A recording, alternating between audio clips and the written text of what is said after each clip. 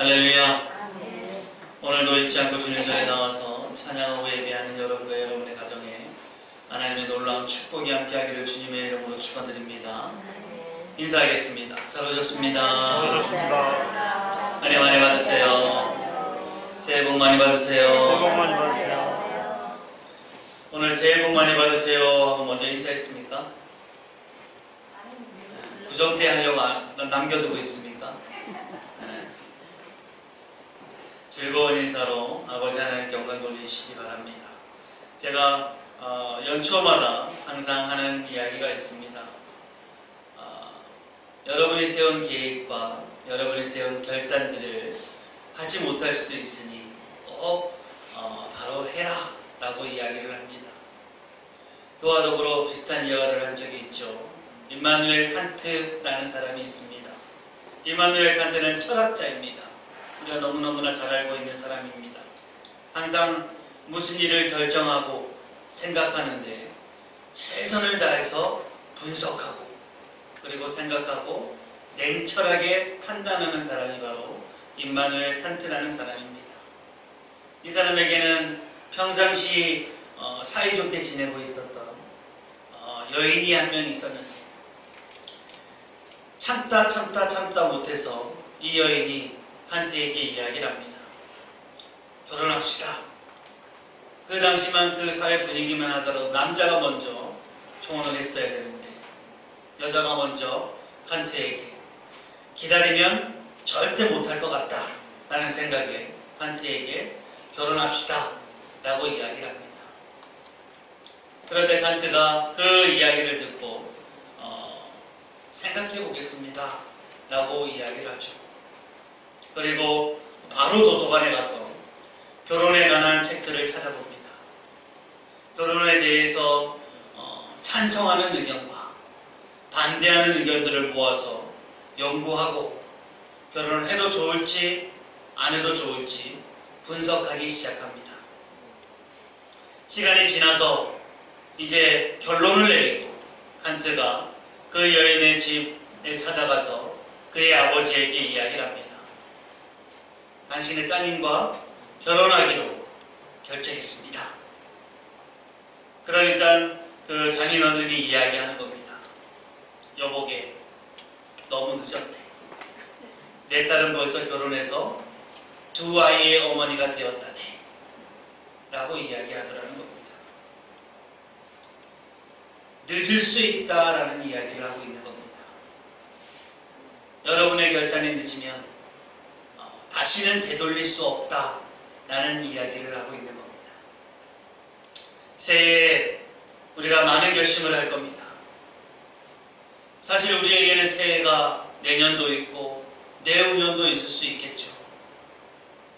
그러나 꼭 기억해야 할 것은 결단이 늦어지면 반드시 후회하는 순간이 올 거라는 사실입니다. 늦지 않는 결단, 그 결단을 바로 올 2020년에 하시는 저와 여러분 되기를 주님의 이름으로 축원드립니다. 우리는 인생을 살아가면서 항상 성공의 비결에 대해서 관심을 많이 가집니다. 어떻게 하면 내가 성공할 수 있을까?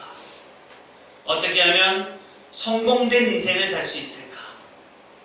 항상 그것을 궁금해하고 그런 방법이 있다면 그것을 따라가려고 애쓰는 것이 바로 우리들의 모습이 아닐까라는 생각이 듭니다.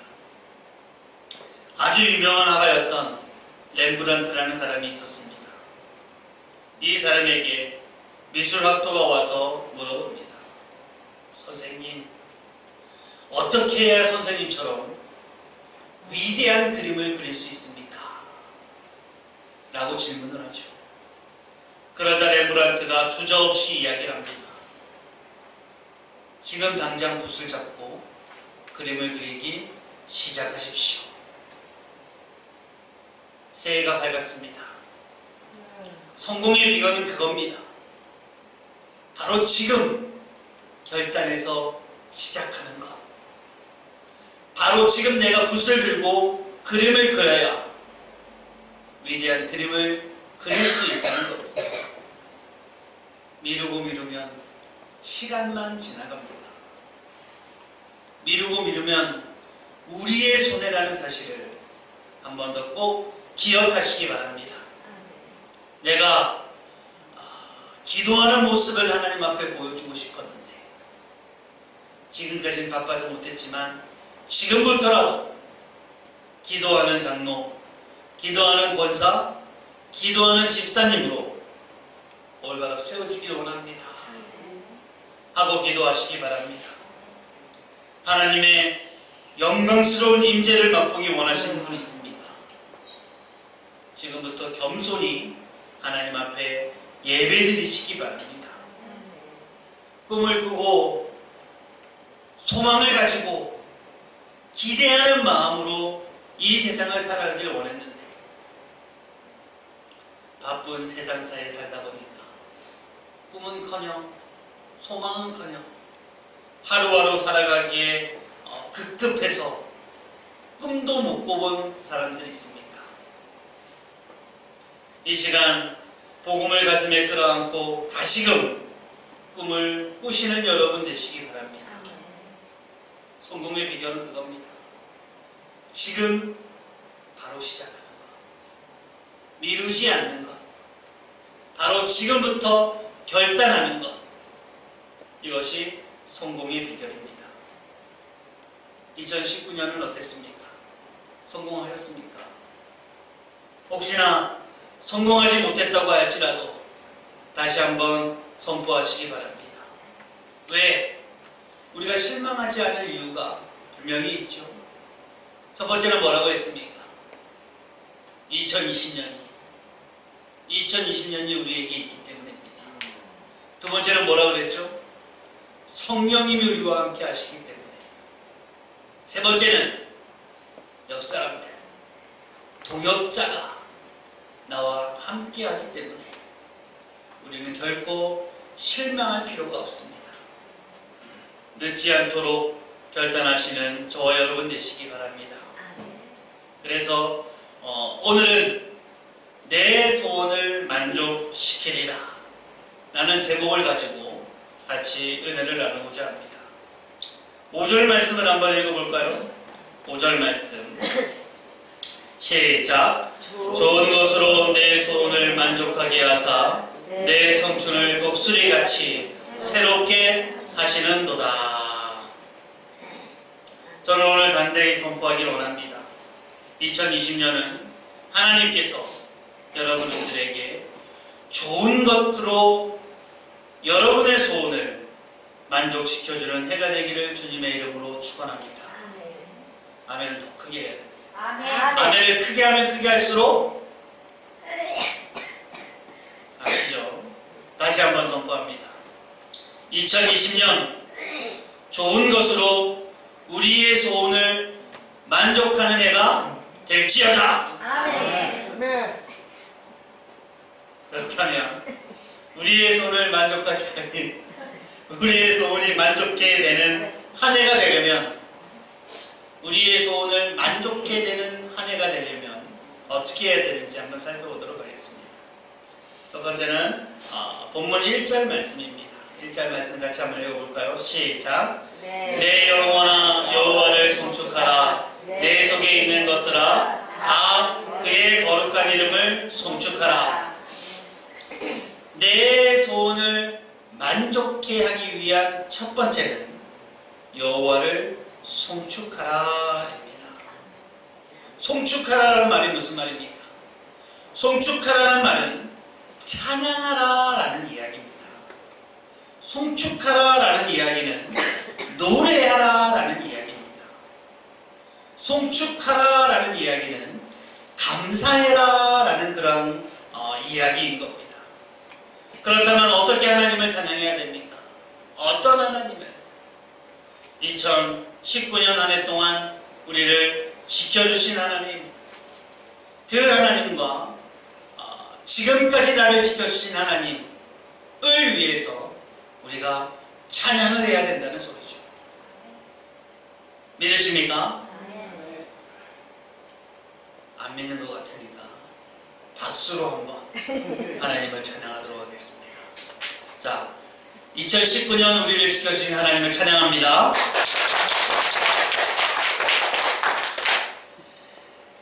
또 어떤 하나님을 찬양해야 됩니까?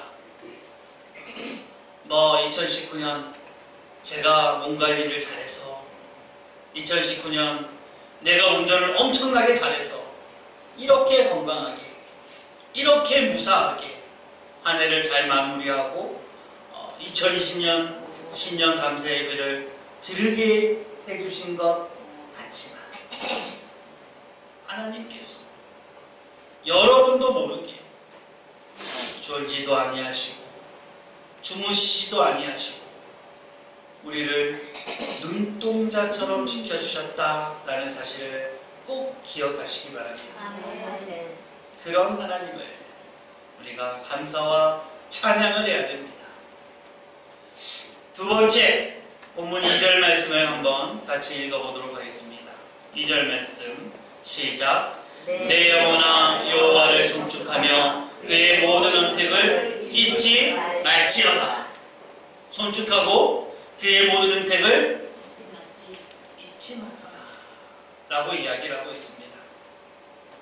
우리의 소원을 만족케 하시는 주님을 만나려면 그동안 도와주신 하나님을 우리가 절대로 잊지 말아야 됩니다.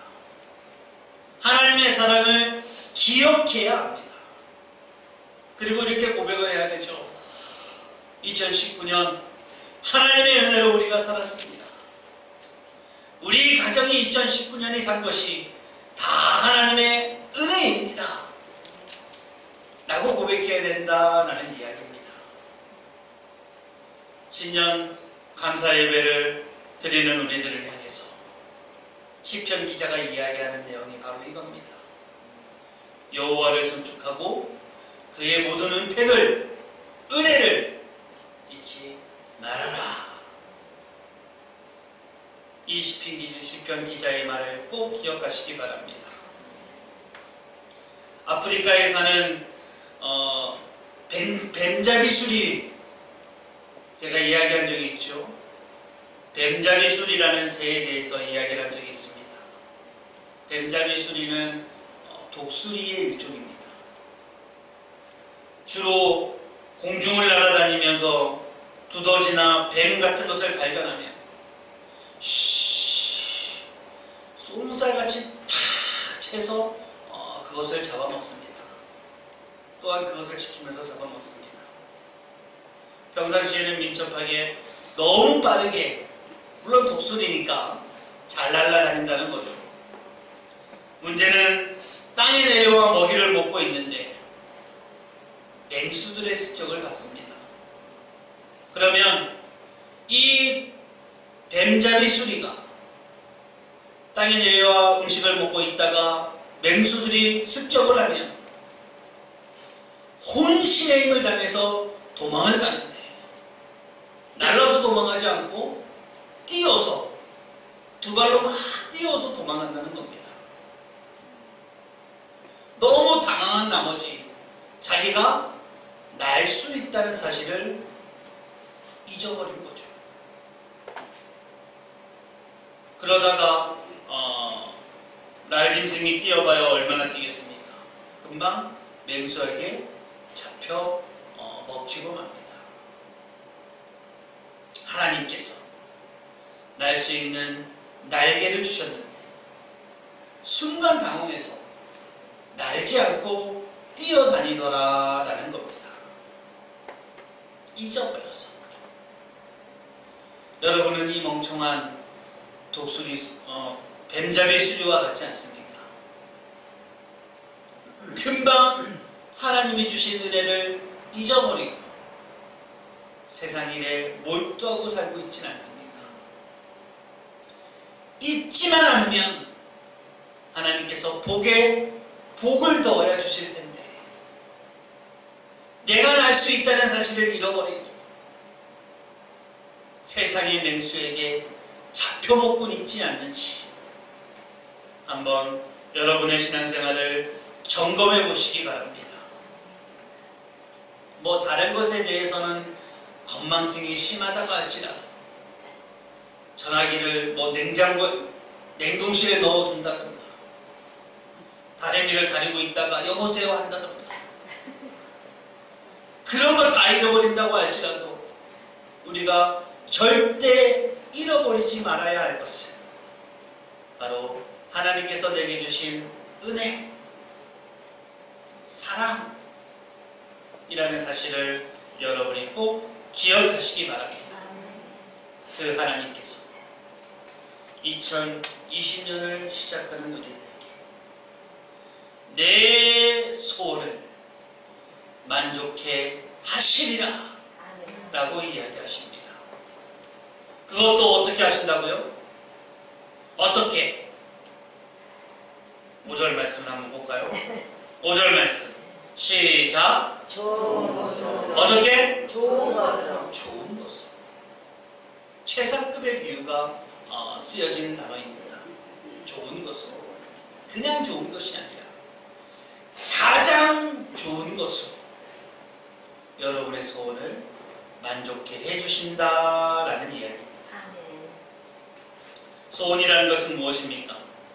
우리의 소원은 통일, 그런 이야기도 있지만 꿈, 그리고 비전이라는 이야기도 소원에 속하는 이야기입니다. 내가 기대하는 것, 내가 원하는 것, 내가 바라는 것, 이것도 전부 다 소원에 속하는 내용들이겠죠. 혹시나 2020년 소원이 없는 분이 있다면 꼭 소원을 가지시기를 주님의 이름으로 축원드립니다. 아멘. 비전을 보시고 꿈을 보십시오. 세상에 치여 사지 마십시오. 우리에게 비전을 가지고 꿈을 가지면 그 비전과 소원을 이루어줄 하나님이 계시다 라는 사실을 잊지 않으시기 바랍니다. 그런데 어떻게 해요? 하나님께서 어떻게 합니까? 하나님께서 우리가 바라는 것을, 우리가 소원하는 것을 이루어 주시겠다, 만족시켜 주시겠다 라고 이야기를 합니다. 그 중에서도 특별히 3절 말씀 한번 읽어봅시다. 시작. 그가 내 모든 죄악을 사하시며 내 모든 병을 고치시며. 하나님께서는 이미 여러분의 모든 죄악을 사해 주셨습니다.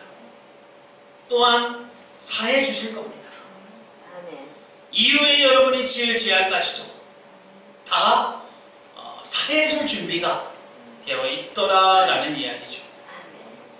또 하나님은 나의 모든 병을 고쳐주신 하나님입니다. 아멘. 혹시나 여러분 중에 병 고침을 받기를 소원하는 분이 있습니까? 그러는 분은 아멘 하십시오.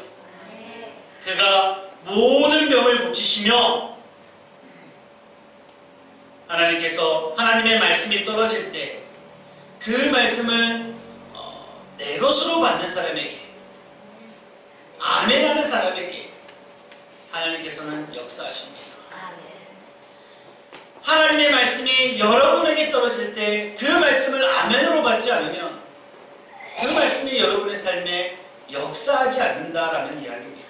그러므로 교회 목사님들이 아멘 크게 하세요, 아멘 크게 하세요 하는 이유가 바로 거기에 있습니다. 말씀이 떨어지고 여러분이 아멘으로 받으시고, 가서 요단강에서 7번 씻어라, 어마어마한 은혜를 주셨습니다. 병 고침이 바로 나와버리는 은혜. 그런데 그 말씀을 듣지 않았다면 절대로 낫지 않았을 겁니다. 내 소원대로 되리라, 내 딸이 나았다 믿고 갔었기에 자기 딸이 낳는 소원을 이루게 되었다라는 겁니다. 하나님께서 내 모든 병을 고치시겠다 라고 말씀하시는데, 성경에 나오는 이야기들이지, 혹은 나도 거기에 속하겠어 라는 의문을 가지면 병은 고침은 없습니다. 그냥 성경 속에만 있는 이야기겠죠. 그러나 이 말씀을 하나님이 내게 주신 말씀으로 2020년 내게 주신 말씀으로 믿고 확신하고 이 말씀을 붙잡고 간절히 기도하며 우리들 가운데 치료의 하나님, 치료의 역사가 일어나는 놀라운 축복이 있다는 사실을 꼭 기억하시기 바랍니다. 아멘. 이거는 믿고 받아들이는 은혜가 있으시기 바랍니다. 아멘. 우리가 믿고 받아들이면 어떠한 일이 일어납니까? 그 말씀이 성공의 기록, 성경에만 기록된 말씀이 아니라 그 말씀이 바로 나에게 주는 말씀이 되고 그 말씀이 바로 내 간증이 된다는 사실 기억하시기 바랍니다. 그래서 2020년 여러분의 모든 병이 우리 하나님의 은혜로 깨끗이 고침받는 은혜가 있기를 주님의 이름으로 축원드립니다. 아멘. 5절 말씀 한 번 더 읽어보도록 하겠습니다. 5절 말씀 시작. 좋은 것으로 내 소원을 만족하여 하사 내 청춘을 독수리같이 새롭게 하시는도다. 아멘. 내 청춘을 독수리같이 새롭게 하시는도다.